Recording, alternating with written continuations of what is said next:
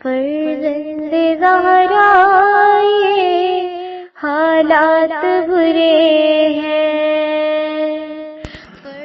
کاشانہ بصیرت ایک ایسا مکمل یوٹیوب چینل جس پر محروم بصارت کے لیے بالخصوص اور تمام افراد کے لیے بالعموم سینکڑوں کی تعداد میں اسلامی کتب دستیاب ہیں۔ لہذا گزارش ہے کہ آپ اپنی ذمہ داری نبھاتے ہوئے کاشانہ بصیرت کو سبسکرائب کرنے کے ساتھ ساتھ بیل آئیکن کو پریس کیجئے تاکہ آپ علم کے حصول کے ساتھ ساتھ مذہب اہل بیت کی اشاعت میں بھی اہم کردار ادا کرتے رہیں۔ کاشانہ بصیرت۔ فرزند زہرا یہ حالات برے ہیں۔ بسم اللہ الرحمن الرحیم۔ السلام علیکم سامعین، کاشانہ بصیرت کے اس پلیٹ فارم پہ ہم پڑھ رہے ہیں کتاب نہج البلاغہ کی سیر، اور یہ ہے ریڈنگ کا پارٹ 4، اور یہاں پر ہم پیج 61 پہ ریڈنگ کا آغاز کریں گے۔ اسی صفحے پہ آپ سے اجازت چاہی تھی، آئیے ہم آغاز کرتے ہیں۔ نہج البلاغہ دور حاضر کے آئینے میں، یہاں پر یہ اس صفحے پر ہیڈنگ ہے،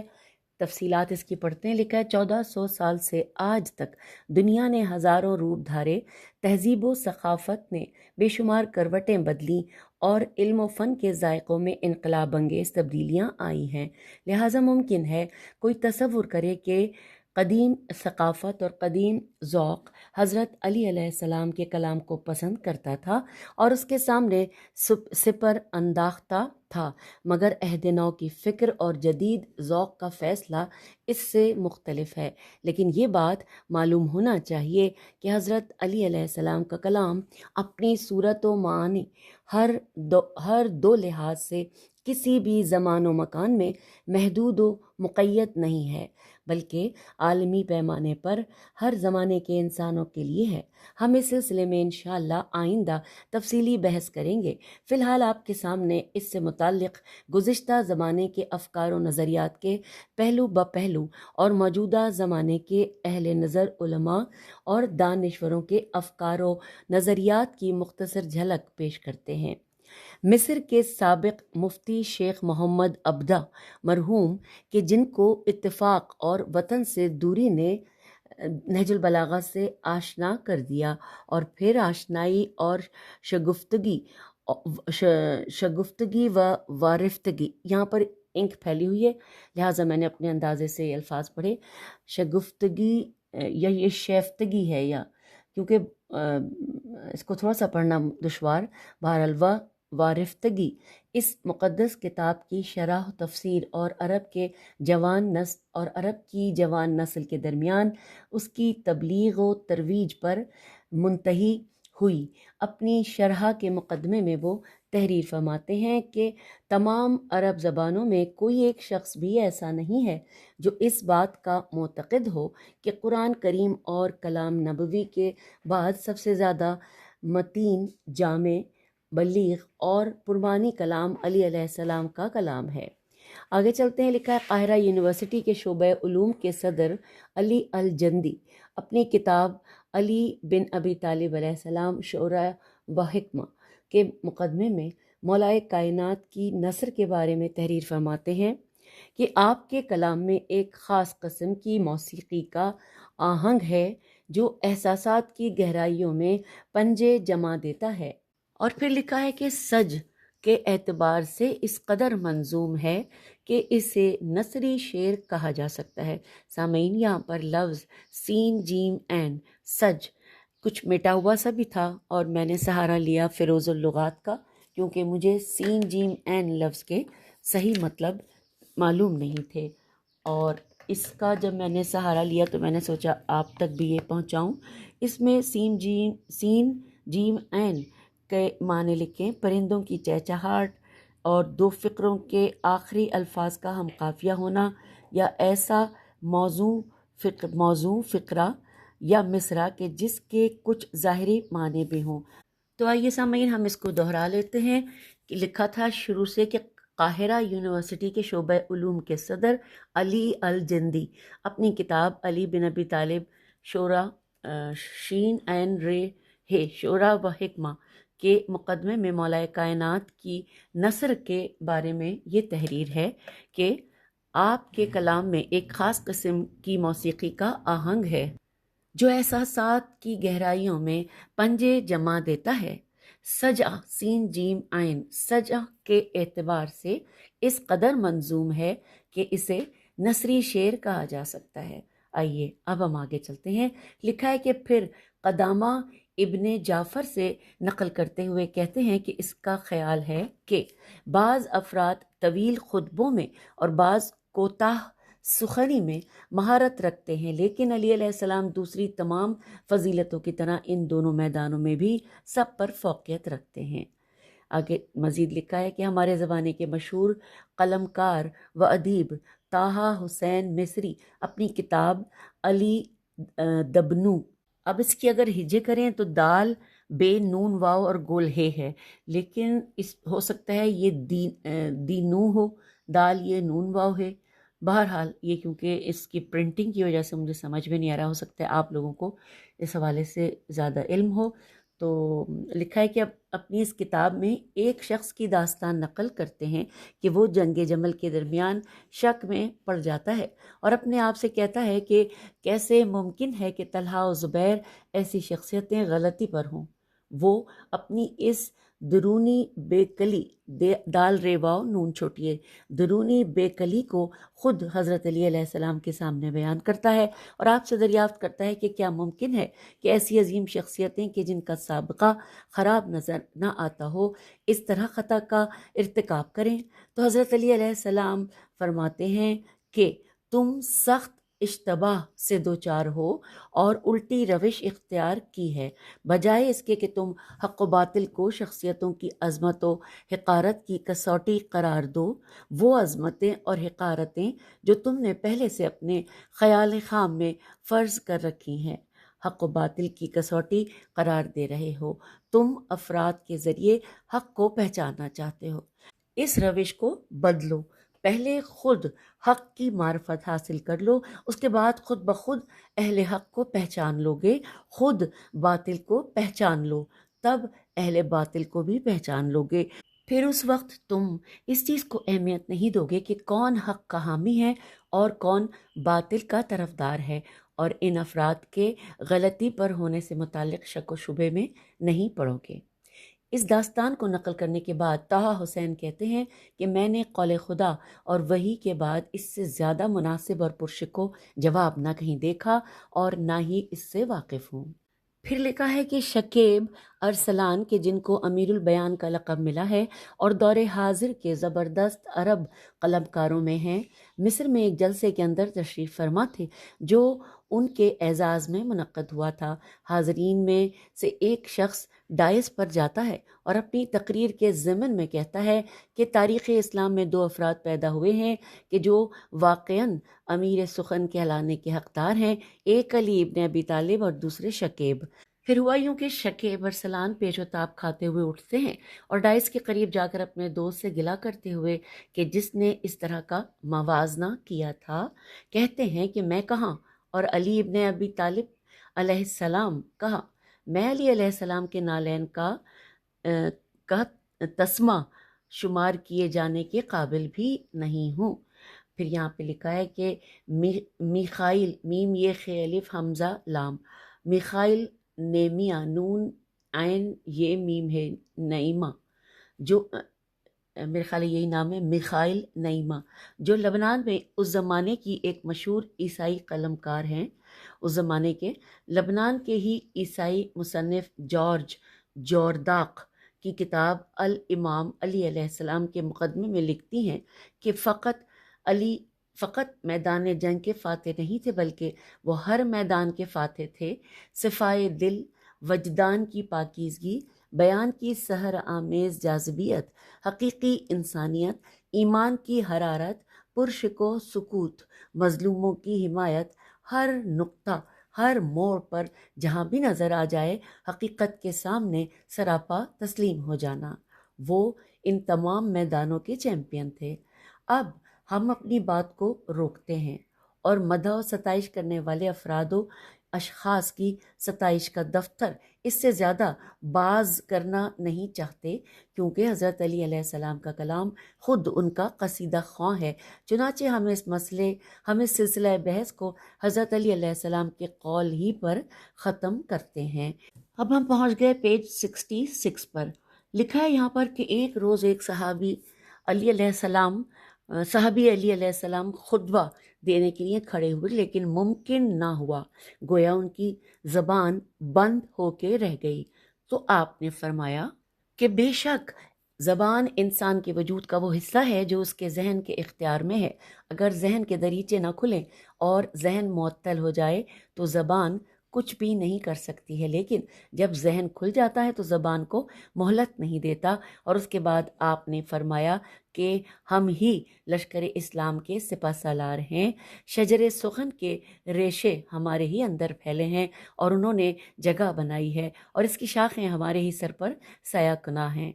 اب آگے لکھا ہے کہ کتاب کا نام ہے البیان والتبین یا والتبین، یہی لفظ ہے، یہ ہم پہلے بھی اس پہ اٹکے تھے، آپ کو یاد ہوگا۔ تو اس کتاب میں جاہز عبداللہ بن الحسین بن علی علیہ السلام، اور بریکٹ میں لکھا ہے عبداللہ محض، بریکٹ کلوز ہو گیا، ان سے نقل کرتے ہیں کہ حضرت علی علیہ السلام نے فرمایا کہ ہم دوسرے لوگوں سے 5 خصلتوں میں ممتاز ہیں: فصاحت، زیبائی رخسار، عفو و چشم پوشی، شجاعت و دلیری، عورتوں کے درمیان محبوبیت۔ اب یہاں پر حوالہ نوٹ کیجئے، نہج البلاغہ حصہ خطبات، اور دوسرے نمبر پہ جلد 2 صفحہ 99 ہے، شاید تھوڑا سا مٹا ہوا ہے۔ پھر لکھا ہے کہ اب ہم حضرت علی علیہ السلام کے کلام کی دوسری خصوصیت، یعنی اس کے معنی کا مختلف پہلوؤں پر مشتمل ہونا، جو ان مقالات کا اصل موضوع ہے، مورد بحث قرار دیتے ہیں۔ سامعین، اب ہم پہنچ گئے اگلے صفحے پر، یعنی صفحہ نمبر آپ کو بتاؤں 68، اور یہاں پر ہیڈنگ آ گئی ہے شہ پارے۔ آئیے تفصیلات جانتے ہیں۔ لکھا ہے کم و بیش ہر قوم کے پاس کچھ ادبی سرمایے ہوتے ہیں، اور ان میں سے بعض شہ پارے ادبی افتخار و شاہکار شمار کیے جاتے ہیں۔ عہد قدیم کے یونانی و غیر یونانی ادبی شاہکاروں اور عہد جدید کے اٹلی، فرانس اور انگلینڈ کے ادبی شاہکاروں سے قطع نظر کرتے ہوئے ان بحث و فیصلے کو ایسے افراد پر چھوڑتے ہوئے کہ جو ان ادبیات سے آشنائی اور ان کے بارے میں فیصلے کی صلاحیت رکھتے ہیں، ہم اپنی گفتگو کو عربی و فارسی زبان کے ان شاہکاروں تک محدود کر رہے ہیں کہ جن کو ہم تھوڑا بہت سمجھ سکتے ہیں۔ البتہ عربی و فارسی کے شاہکاروں کے بارے میں بھی صحیح فیصلے کا حق ادبا اور اہل فن کو حاصل ہے۔ پھر بھی یہ بات مسلم ہے کہ یہ تمام ادبی شاہکار کسی ایک یا چند مخصوص پہلوؤں سے ہی شاہکار کہلاتے ہیں، نہ کہ تمام پہلوؤں اور جہتوں سے۔ بلکہ یوں کہا جائے تو زیادہ صحیح ہوگا کہ ان شاہکاروں کے خالقوں میں سے ہر ایک نے فقط کسی خاص اور محدود فن میں اپنے ہنر کا مظاہرہ کیا ہے۔ در حقیقت ان کی فنی استعداد کسی ایک میدان میں محدود معین رہی ہے، اور اگر کبھی اس میدان سے باہر نکلنے کی کوشش کی ہے تو گویا آسمان سے گر کر زمین پر ڈھیر ہو گئے ہیں۔ فارسی زبان میں بھی ادبی شاہکاروں کا عظیم ذخیرہ موجود ہے، مثلا عرفانی غزل، عوامی غزل، پند و نصیحت، روحانی و عرفانی تمثیلات،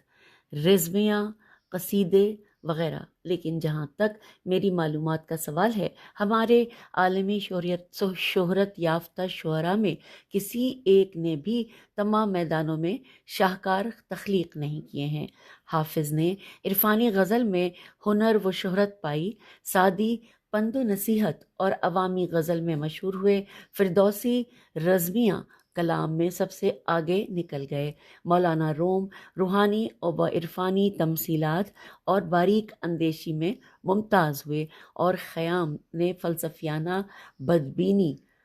بے دال بے یہ نون چھوٹی ہے، میں سب کو پیچھے چھوڑ دیا۔ اسی طرح نظامی کا ایک الگ میدان ہے۔ یہی وجہ ہے کہ ان سب کا آپس میں تقابل نہیں کیا جا سکتا ہے اور نہ ہی ہم کسی کو دوسرے پر فضیلت دے سکتے ہیں۔ زیادہ سے زیادہ یہ کہہ سکتے ہیں کہ ان تمام شعراء کو اپنے اپنے میدان میں پہلا مقام حاصل ہے۔ ان تمام غیر معمولی ہستیوں نے اگر اتفاق سے بھی خاص میدان سے ہٹ کر کبھی تباہ آزمائی کی ہے تو ان کے دونوں کلام میں نمایاں فرق دیکھنے میں آیا ہے۔ شعراء عرب کا بھی یہی حال ہے، چاہے وہ دور جاہلیت کے ہوں یا ان کا تعلق عہد اسلام سے ہو۔ نہج البلاغہ میں ہے کہ مولا کائنات علیہ السلام سے پوچھا گیا کہ عرب کا سب سے بڑا شاعر کون ہے، تو آپ نے فرمایا کہ ان تمام شعراء نے ایک ہی میدان میں گھوڑے نہیں دوڑائے ہیں کہ یہ فیصلہ دیا جا سکے کہ کس نے میدان جیتا ہے۔ اس کے بعد فرمایا کہ اگر اظہار نظر کرنا ضروری ہی ہو جائے تو کہنا چاہیے کہ فاسد و گناہگار بادشاہ یعنی امرؤ القیس دوسروں پر مقدم ہے۔ پھر لکھا ہے کہ ابن ابی الحدید مذکورہ جملے کے ذیل میں اسناد کے ساتھ واقعہ نقل کرتے ہوئے لکھتے ہیں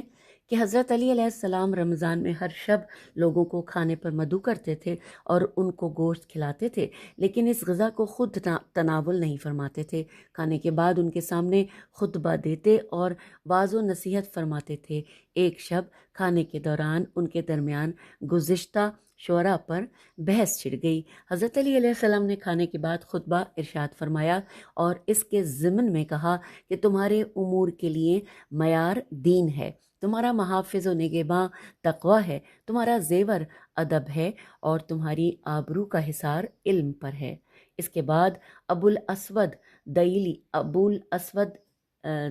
دئیلی کی طرف، اصل میں یہاں پہ سامعین لکھا ہے دال اور پھر پتہ نہیں حمزہ ہے شاید یا لام چھوٹی ہے، آپ لوگوں کو اس کا یہ نام شاید بہتر پتہ ہو، اگر پتہ ہے تو یقیناً کامنٹس میں آپ لکھ دیجئے تو میری بھی اصلاح ہو جائے گی اور جو لوگ مزید سنیں گے ان کی بھی اصلاح ہوگی۔ تو انہوں نے ان کی طرف مخاطب ہوئے کہ جو وہاں موجود تھے اور اس کے قبل شعراء پر ہونے والی بحث میں شریک تھے، اور فرمایا بتاؤ کہ میں بھی سنوں، تمہاری نگاہ میں دنیا عرب کا سب سے بڑا شاعر کون ہے؟ ابو الاسود دئیلی نے، یہ ابو الاسود ہی ہے، جی بالکل ابو الاسود دئیلی، دال حمزہ لام چھوٹی ہے۔ انہوں نے ابو داؤد ایادی کا ایک شعر پڑھا اور کہا کہ یہ شخص میری نگاہ میں سب سے بڑا شاعر ہے۔ آپ نے فرمایا تم نے انتخاب میں غلطی کی ہے، ایسا نہیں ہے۔ لوگوں نے دیکھا کہ مولا کائنات ان کے درمیان مورد بحث موضوع کے بارے میں دلچسپی کا اظہار فرما رہے ہیں تو بیک زباں ہو کر سب نے آواز دی، اے امیر المومنین، آپ ہی بیان فرما دیں کہ دنیا عرب کا سب سے عظیم شاعر کون ہے۔ آپ نے فرمایا کہ اس موضوع میں فیصلہ صحیح نہیں ہے، اس لیے کہ اگر تمام شعراء نے کسی ایک میدان میں تپازمائی کی ہوتی تو ان کے بارے میں فیصلہ کرنا اور جیتنے والے کی شناسائی کرانا ممکن تھا۔ پھر بھی اگر اظہار نظر ضروری ہی ہو جائے تو اس شخص کو پیش نظر دوبارہ پڑھتے ہیں کہ اگر اظہار نظر ضروری ہی ہو جائے تو اس شخص کو پیش کرنا چاہیے کہ جو نہ ذاتی خواہشات سے متاثر ہوا اور نہ خوف و ہراس نے اس کو متاثر کیا، بلکہ صرف قوت تخیل اور ذوق شعری کی بنیاد پر اشعار کہے ہیں اور وہ دوسروں سے آگے ہے۔ لوگوں نے دریافت کیا کہ اے امیر المومنین علیہ السلام وہ کون ہے؟ تو آپ نے فرمایا وہ فاسد و گناہگار بادشاہ امرؤ القیس ہے۔ کہتے ہیں کہ مشہور نجومی یونس سے جب دور جاہلیت کے سب سے عظیم شاعر کے بارے میں سوال کیا گیا تو اس نے کہا کہ بڑے شعراء میں ایک تو امرؤ القیس ہے، جب وہ سوار ہو یعنی جس وقت اس کے اندر دلیرانہ احساسات و جذبات مچلے ہوئے ہوں اور وہ رزمیاں کلام کہہ رہا ہو۔ دوسرا شاعر نابغہ زبیانی ہے، نون الف بے غین ہے، نابغہ زبیانی ہے، لیکن اس وقت جب خوف و ہراس اس کے عالم میں عذر خواہی پر اتر آئے اور اپنا دفاع کرنے لگے، اور تیسرا زہیر ابن ابی سلمہ ہے کہ جب وہ کسی پر عاشق و راغب ہو کر اس کی توصیف کرے، اور چوتھا عاشی، الف عین شے چھوٹی عاشی ہے کہ جب وہ مست ہو جائے۔ پھر لکھا ہے کہ یونس کا مقصد یہ تھا کہ یہ تمام شعراء ایک مخصوص میدان کے شہسوار ہیں، اور ان لوگوں کی تخلیقاتی تے خے لام یہ قاف الف تے چھوٹی، ان لوگوں کی تخلیقاتی شاہکار اسی مخصوص میدان میں محدود ہیں جس میدان کے وہ سوار رہے ہیں۔ ان میں سے ہر ایک اپنے اپنے میدان میں دوسروں پر سبقت لے گیا ہے، کسی نے بھی دوسرے میدان میں جوہر نہیں دکھایا ہے۔ اگلی ہیڈنگ ہے علی علیہ السلام مختلف میدانوں میں۔ اس کی تفصیل کچھ یوں ہے کہ مولا کائنات علیہ السلام کے کلام کا یہ مجموعہ جو نہج البلاغہ کے نام سے آج ہمارے ہاتھوں میں ہے، اس کا ایک خاص اور اہم امتیاز یہ ہے کہ یہ کسی خاص فن میں محدود نہیں ہے۔ علی ابن ابی طالب علیہ السلام نے خود اپنی ہی تعبیر کے تحت محض کسی ایک میدان ہی میں گھوڑے نہیں دوڑائے ہیں، بلکہ مختلف میدانوں میں، حتیٰ کہ کبھی کبھی متضاد سمتوں میں، اپنے بیان کے رہوار کی جولانی اور شہسواری کے کمال کا مظاہرہ کیا ہے۔ نہج البلاغہ شاہکار ہے، لیکن صرف کسی ایک میدان، مثلا موعظہ میم واو عین زوئے ہے، یا رزمیہ یا عشق یا شاعری اور غزل یا قصیدہ خوانی اور ہجویہ کلام میں محدود نہیں ہے، بلکہ مختلف اور رنگ برنگے میدانوں میں شاہکار ہے۔ آگے چل کر ہم اس کی تفصیل پیش کریں گے۔ ایسے کلام جو کسی ایک موضوع میں صحیح شاہکار ہوں، یقیناً زیادہ نہیں ہیں، انگلیوں پر گنے جا سکتے ہیں، پھر بھی بہر صورت ہیں، اور یہ کہ کلام مختلف میدانوں میں عام سطح کے ہوں، شاہکار نہ ہوں۔ ان کی تعداد کہیں زیادہ ہے، لیکن یہ کہ کلام شاہکار بھی ہوں اور کسی ایک میدان میں محدود بھی نہ ہوں، یہ امتیاز صرف نہج البلاغہ کو حاصل ہے، قرآن سے قطع نظر، کیونکہ اس کی بات ہی دوسری ہے۔ آپ کون سا ایسا شاہکار پیش کریں گے کہ جس میں نہج البلاغہ کسی ہمہ جہتی موجود ہو؟ کلام روح کا ترجمان ہوتا ہے، ہر شخص کا کلام اسی دنیا اور ماحول کا ترجمان ہوتا ہے، اور اسی ماحول کی عکاسی کرتا ہے کہ جس فضا میں اس کی روح تربیت پاتی ہے۔ چنانچہ فطری طور پر جو کلام متعدد جہانوں سے تعلق رکھتا ہو تو اس سے وہ ایک ایسے جذبے اور روح کی نشاندہی کرتا ہے جو کسی ایک مخصوص دنیا میں محدود نہیں رہی ہے، اور چونکہ روح علی علیہ السلام کسی خاص دنیا میں محدود و منحصر نہیں ہے، لہٰذا تمام دنیاؤں اور جہانوں میں موجود ہے، اور عارفوں کی زبان میں آپ کی ذات انسان کامل یعنی کون اور تمام حضرات کی جامع ہے۔ اب یہاں پہ جو لفظ کون ہے اس میں اور تمام حضرات، یہ سب جو ہیں، یعنی لفظ کون اور حضرات یہ انورٹڈ کاما میں ہیں۔ تو ہم اس جملے کو دوبارہ پڑھ کے دیکھتے ہیں، شاید ہم بہتر پڑھیں۔ لکھا ہے کہ لہٰذا تمام دنیاؤں اور جہانوں میں موجود ہے، اور عارفوں کی زبان میں آپ کی ذات انسان کامل یعنی کون اور تمام حضرات کی جامع اور تمام کمالات و مراتب کا مرقع ہے، لہٰذا آپ کا کلام بھی کسی ایک دنیا تک محدود و منحصر نہیں ہے۔ حضرت علی علیہ السلام کے کلام کے امتیازات میں سے یہ بھی ہے کہ آج کی اصطلاح میں اس کے کئی رخ اور پہلو ہیں، نہ کہ ایک ہی رخ۔ ایسا نہیں ہے کہ حضرت علی علیہ السلام کے کلام اور روح کا ہمہ جہت ہونا کوئی نئی بات ہے جس کی طرف دنیا آج متوجہ ہوئی ہے، بلکہ یہ وہ بات ہے کہ جس سے کم از کم 1000 سال پہلے لوگوں پر حیرتوں کے پہاڑ ٹوٹتے رہے، اور حضرت سید رضی علیہ رحمہ کے جن کا تعلق 1000 سال قبل سے ہے، اس نقطے کی جانب متوجہ تھے۔ وہ اپنی شائستگی کا اظہار اس طرح فرماتے ہیں، کہتے ہیں کہ یہ مولا کائنات کے ان عجائبات میں سے ہے جو خود آپ کی ذات میں منحصر ہے۔ یہ وہ پہلو ہے جس میں آپ کا کوئی بھی شریک و ثانی نہیں ہے، چنانچہ جب انسان آپ کے اس کلام کے بارے میں جو زہد اور واعظ و تنبیہ کے سلسلے میں ہے غور کرتا ہے، وقتی طور پر یہ بات بھول جاتا ہے کہ یہ کلام ایک ایسے انسان کا ہے کہ جو اپنے عصر کی ایک عظیم اجتماعی شخصیت رہی ہے اور اس کا فرمان ہر جگہ نافذ اور اپنے دور کا مالک الرقاب